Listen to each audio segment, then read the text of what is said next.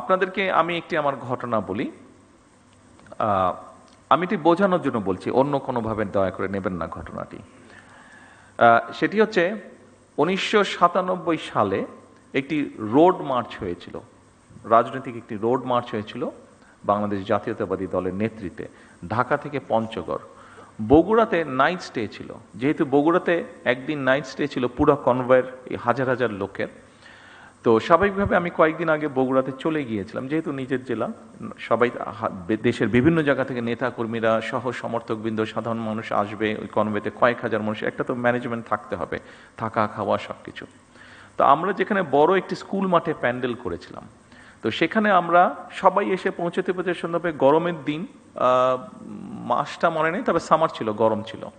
তো আমরা সকল মানুষ যাতে এসে অন্তত একটু হাত মুখ ধুতে পারে, অজু করতে পারে, গোসল করতে পারে, এরকম একটা ব্যবস্থা রেখেছিলাম। তো স্বাভাবিকভাবে স্কুল মাঠ নিয়েছিলাম, মাঠের মধ্যে যদি পানি পড়ে ন্যাচারালি কাদা হয়ে যাবে, তো আমরা নিচে বালি দিয়ে উপরে ইট জাস্ট বিছিয়ে দিয়েছিলাম। তো ওই কাজটা যাদেরকে দিয়েছিলাম তাদেরকে কাজের ডাইরেকশন সব কিছু দিয়ে আমি অন্য কাজ দেখতে চলে গিয়েছিলাম। এটি সকালের ঘটনা।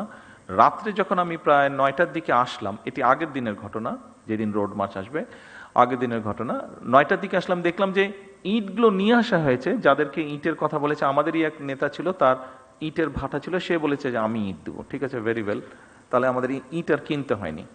তো আমি এসে দেখলাম যে ইটগুলা এসে ইট ভাটা থেকে এসে এক জায়গায় স্ট্যাক করে রেখে গিয়েছে। তো আমি বললাম যে কী ব্যাপার, এগুলো বিছানো হয়নি কেন? তো তখন আমাকে সবাই বললো যে লেবার যারা আসার কথা ছিল এখনো আসেনি, হয়তো আসবে, তারপরে বিছাবে। তো শুনে আমার মেজাজটা একটু খারাপই হলো।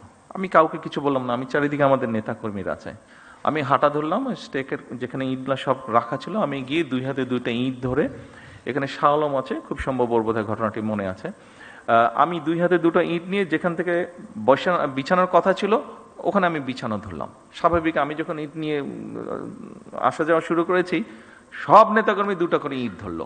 বিশ্বাস করবেন, 1 থেকে 1.5 ঘন্টার মধ্যে পুরো কাজটা কমপ্লিট হয়ে গেল।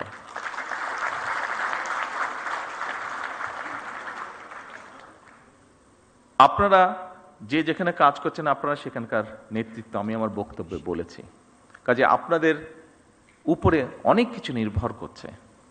আমি জানি আপনাদের সমস্যা আছে, আমি একটু আগে বলেছি এনএইচএস তারাও সমস্যার ভিতর দিয়ে যাচ্ছে, কাজে আমাদের যাওয়ারই কথা।